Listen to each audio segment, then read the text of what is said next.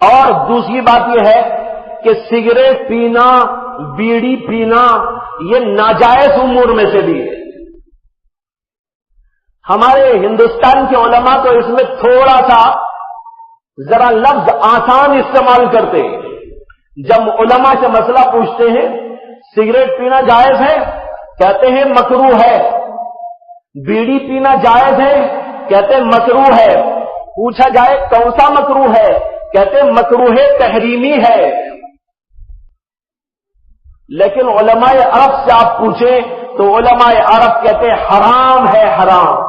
میرے پاس کتابیں موجود ہیں علماء عرب کی اور ان کے دلائل بڑے پختہ ہیں، میں نے ان کی کتابوں کو پڑھا ہے، ان کے دلائل بہت پختہ ہیں۔ ان دلائل کی بنیاد پر وہ لوگ کہتے ہیں کہ سگریٹ اور بیڑی پینا حرام و ناجائز ہے۔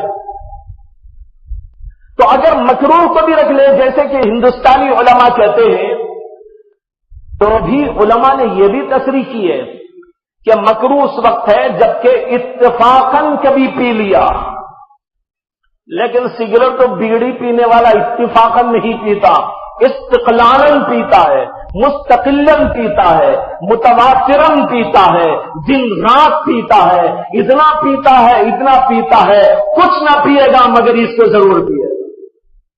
تو پھر اس کے حق میں تو ہندوستان کے علماء کے نقطہ نظر سے بھی یہ حرام و ناجائز ہو جاتا ہے، اس لیے کہ مکروہ کام کا بار بار کرنا حرام ہو جاتا ہے۔